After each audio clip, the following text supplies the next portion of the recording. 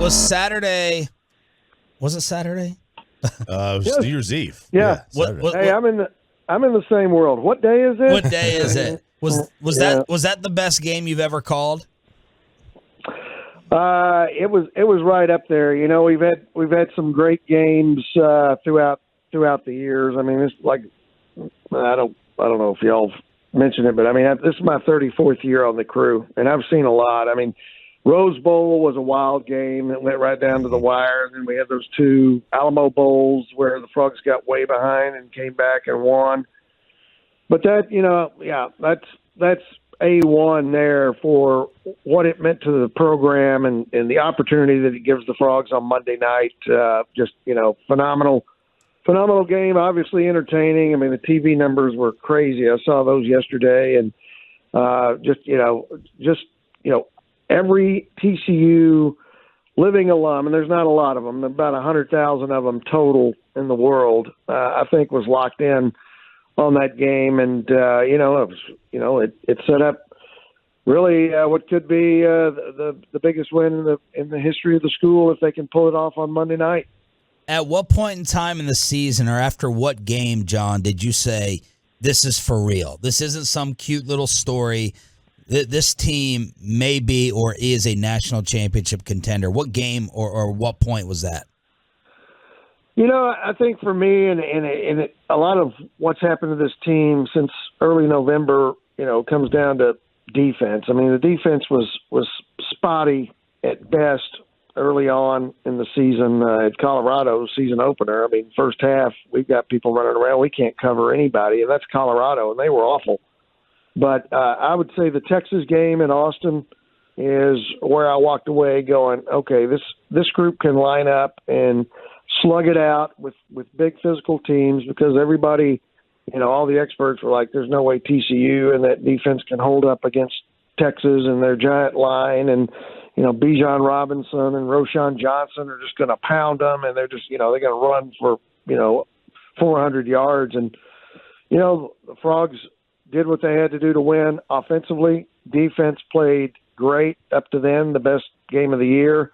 Held Bijan Robinson to 29 yards and pretty much shut him down. And I thought, okay, after that, I was like, this group's for real. They're starting to play better. And the defense had to get better because, you know, along the stretch, I mean, you know, 12 or 13 games, you're going to have games where the offense just is not clicking. And they were able to, you know, pull out that win in Austin 17-10, and then we're pretty much on their way. John Denton, TCU analyst, join us here at 105 through the Fan. How have they done it? Like they were picked, what, 7th in the Big 12 to start the year. There was a quarterback change. I mean, how has this team done this? Well, you know, I think if you look at it, and it's always scary, and I think, you know, I was thinking probably the Frogs would be, I think my ballot was, you know, they'd finish 4th or 5th, kind of middle of the league, you know, and hopefully, you know, get back to a bowl game, maybe win 6 or 7 games. You know, it's such a dangerous and slippery slope when you go hiring a new coach, because a lot of times, and you've seen it across the country this year, you know, it gets worse before it gets better sometimes when you change coaches. And I think a couple of things have contributed to this. Number one, you had a lot of talent. Gary Patterson left a lot of talent behind when he left TCU. And it was also an older football team, more mature. And I think from a psychological, mental standpoint, I mean, they were a little more prepared probably to deal with a coaching change and deal with the change of culture and the way that they go about it. And, you know, new offensive and defensive systems, everything's different. And, you know, I think you've got to give the players a lot of credit for having the maturity and the mindset of saying, okay, we're going to buy in. And they've absorbed a lot in the last 15 months. You know, I mean, a year ago Halloween, Gary Patterson got fired, and this program was in a tailspin. And, you know, it turned out to be a great hire.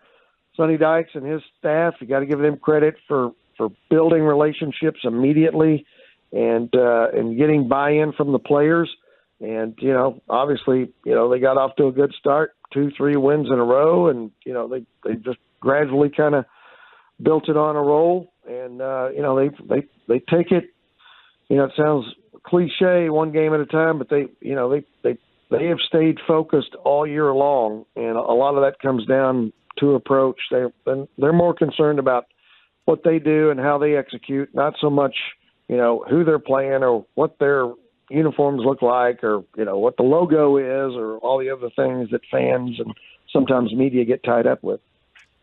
There's been a lot of talk about, the lack of respect for TCU's resume and how they've played this football season and not getting enough national credit. But in a way, has that been sort of a blessing in disguise for them? Because, Sonny Dykes appears to have been able to use it as, hey, this is our rallying cry. This is something I can get everybody on board with is, hey, they don't think you are anything. Go out there and prove them wrong. Has it sort of been a bit of a blessing to have that doubt for Sonny Dykes' coaching style?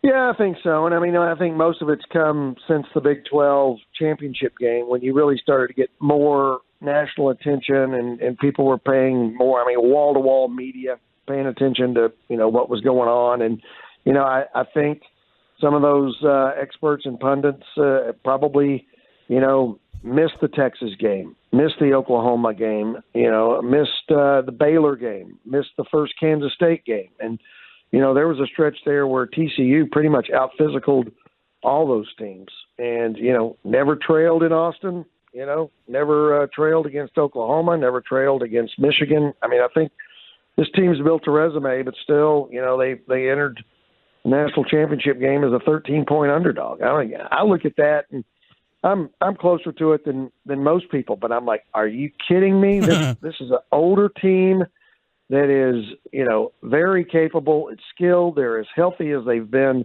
all year. And, all of last week, I was doing interviews and on talk radio shows in Detroit and, the upper Midwest, and people are like, oh, but how are they going to handle this offensive line for Michigan? I'm like, TCU's offensive line on average is an inch taller and 17 pounds heavier. What are you guys looking at here? Obviously not looking at the numbers and not looking at the two deep or the roster. So I really think Sonny has been able to take it and, kind of stir the drink with it a little bit. And that TCU football team that jumped out to a lead on Michigan the other day reminded me a lot of the 2014 team that just throttled Ole Miss in the Peach Bowl after they got left out of the first ever playoff, got moved from 3 to 6, in the last vote. It's a very angry bunch, but kind of a controlled anger. And they didn't go out, try to start fights. They just went out and executed. And you know what? They keep answering the bell. The mental toughness of this team is, I think, what's carried it and will be a weapon for them going into the game Monday night. TCU analyst John Denton here on Shan and RJ 105 through the fan. Who were you rooting for, if you're allowed to root, I don't know, or say, at the end of the Peach Bowl? It didn't really matter. After we won, they were like, well, we'll see what happens. I've said all year that, I think Georgia is, they're kind of the big techs of the fair, so to speak. How so? Going to be, just, the sheer speed, the size. They've just been dominant all year long. And, you look at, I watched some tape yesterday. They've got 4 defensive linemen that are all, NFL draft picks. And they have a lot of things going for them. And, you look at Stetson Bennett, his story's kind of similar to Max Duggan.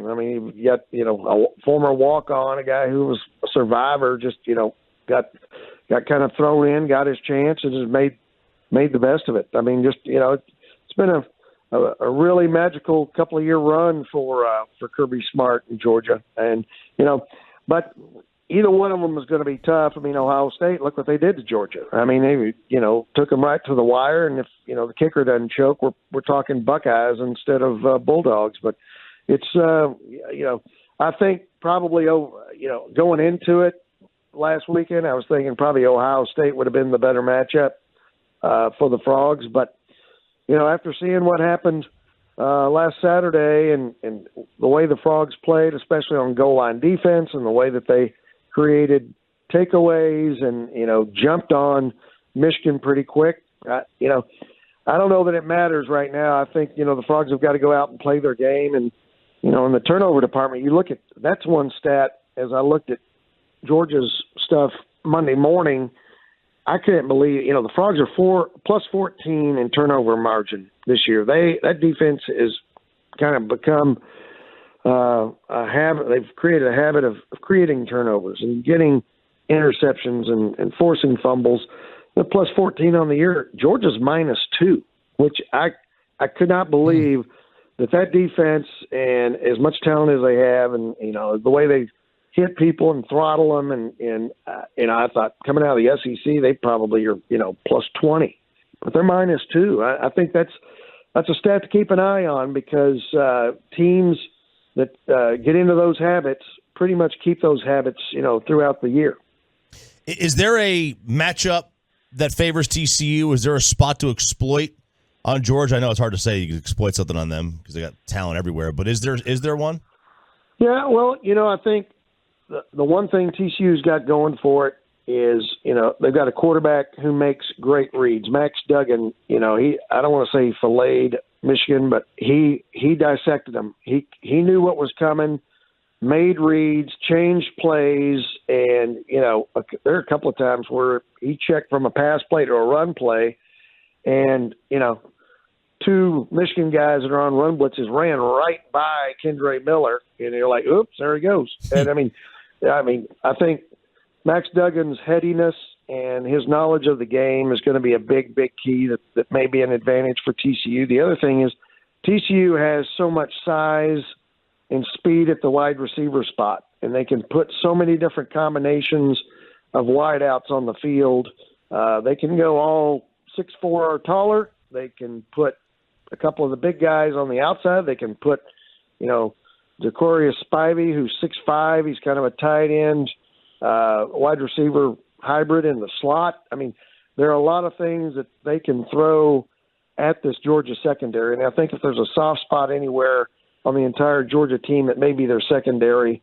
Yeah, they've been burned at times this year and had trouble covering people, and I think that may be an area where TCU can exploit. And I'll tell you another guy to keep an eye on is the big tight end Jared Wiley, who's a transfer from Texas. He's 6'7", and he's made some great catches this year. And in tight spots, when you've got to get a yard or maybe you need to throw down near the goal line, he is a great, great target. And I think this game stacks up to where, a big 6'7" tight end could really have an impact. This is your last game?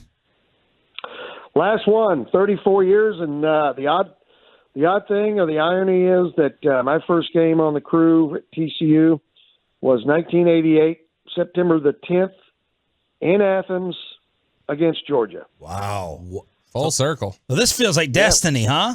Yeah, maybe. After that guy hooked that field goal for Ohio State, I was like, well, I better look for a pair of Bulldog bookends, because that's where it starts and finishes as far as my TCU radio career goes. Well, look, man, congratulations on a hell of a run. Have a great call. We'll all be following it, and best of luck with the next venture, John. Thank you for your time. All right, buddy. Appreciate the visit. And hey, y'all make sure Choppy behaves. Monday night. I know he gets wound up on games. Did you think of RJ this year while the Volunteers were having a great season? Yeah, he's Rocky Top. Back in the day, I've heard him sing Rocky Top, and he does that whole deal where they go woo and all that. I did. That's right. You gotta woo. If you don't woo, you're just not a fan. Thank you, John. Right. Appreciate it, man. Hey, all right. Thanks for having me on, guys.